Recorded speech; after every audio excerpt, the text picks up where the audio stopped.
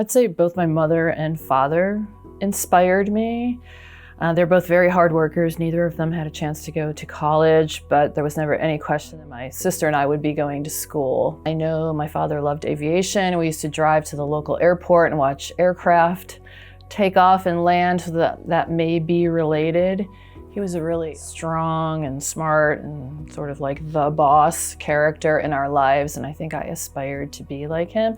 I was also really proud of my mother, who worked full-time in an office. I would see her every day going out with her business suit on and her frosted pink lipstick. This was the 1970s. And she'd come home every night and cook dinner, which is remarkable. I did not manage to do that as a working mother, but I would say the two of them together were real inspirations for me.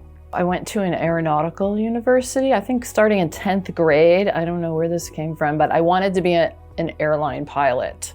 I wanted a big job. I wanted to be responsible. I took flying lessons. It just became what I wanted to do in the future. I wound up changing my mind a few times. I thought about being an air traffic controller and finally settled on airport management. That's worked really well for me. But when I used to mention that I was going to an aeronautical university, I would always get asked, "Oh, you want to be a flight attendant?"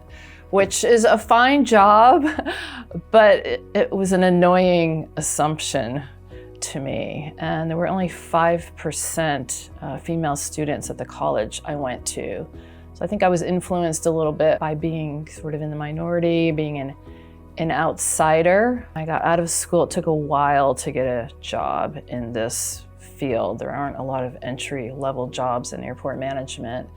But my early jobs, I learned a lot. I learned a lot working at a really small airport because I got to touch or be exposed to all these different areas and had some really good colleagues, mostly men, but had some really good experiences early on. I'll tell you, this was the 1980s.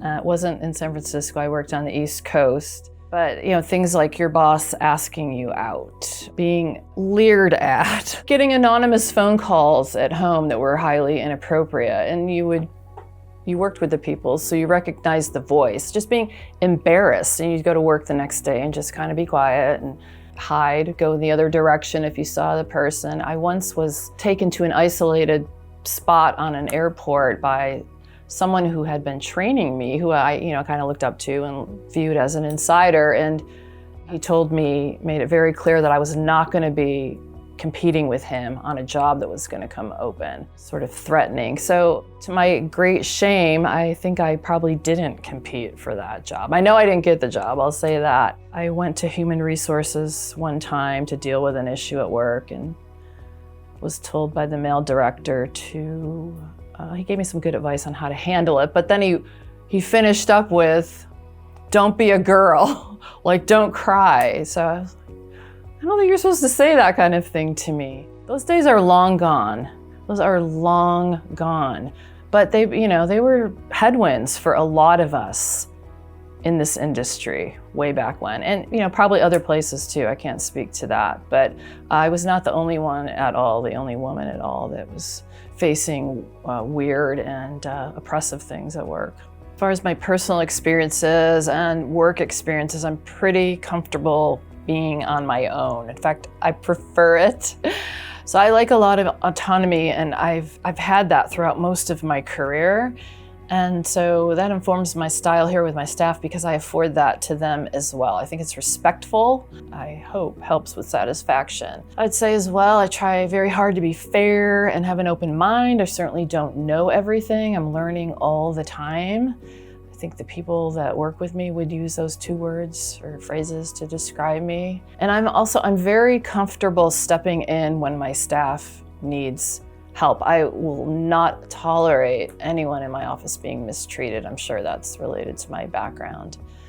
I want them to feel prepared and cared for at work. No one should be stressed out. That's something I don't want among them. I love this work, and I think that probably informs my leadership style too. Like, I don't get tired of it.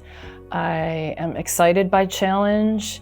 And I think that probably translates and keeps us sort of moving in a positive mode. Not, we're never defeated here, ever. So I have not had a mentor, and that could be a gender-related thing or a, coming up so many years ago thing as I did. But I have supporters, and they are past employers, they're business partners who I've made friendships with. They help me learn and grow, and I bounce things off them. It's really helpful to know what the person sitting across from you at the table needs. It's often possible to have a win-win. That's really nice when it can happen, and it's not uncommon, and elegant solutions present themselves with patience and an open mind and collaboration and trust. So I would say my biggest business partners, the folks we do the most business with, I've got some really solid friendships there, and it's helped me grow. At this point, I don't feel as though my gender is an inhibitor in my career at all. I'm respected, I'm seen, I'm heard. There's plenty of women at the table, so to speak, now. I'm really proud of SFO that we have a couple female chiefs. Those are our top executives. So when I started my career, I would travel to conferences sometimes, and it seemed obvious to me that the women I was running into were head and shoulders above the men. And I certainly don't want to be disrespectful or negative or insulting about men at all. But this is just what I saw many, many years ago. Just to be on equal footing, they had to be a lot better. I don't see that anymore. So we've come a really long way.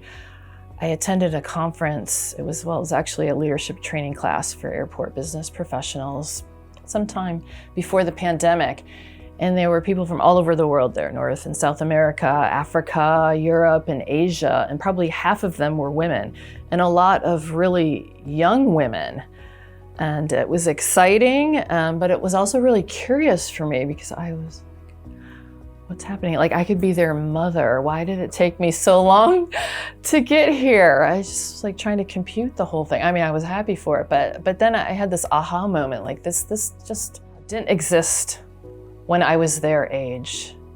So the industry has changed dramatically. I have an office full of women here. I know I've inspired my daughters. I have 3 daughters, and they call me a girl boss.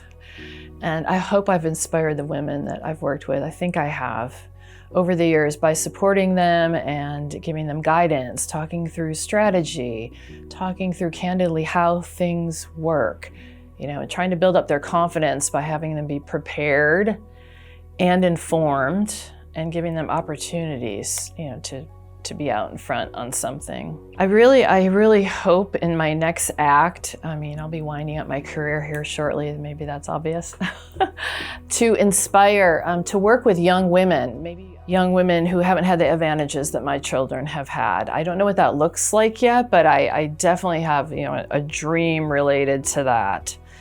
So I have loved my career. It's given me self-esteem. It's allowed me to take care of my family.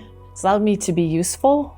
I've actually been helpful, I think, in my life to a lot of people. I hope that doesn't sound arrogant, but I've helped my employer. These are really big and complicated facilities to run. So I've taken a portion of that.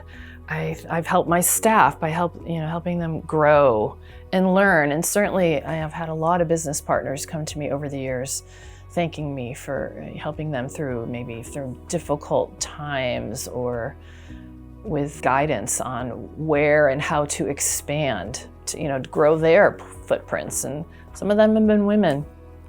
So I think this is a great sector to highlight in Women's History Month.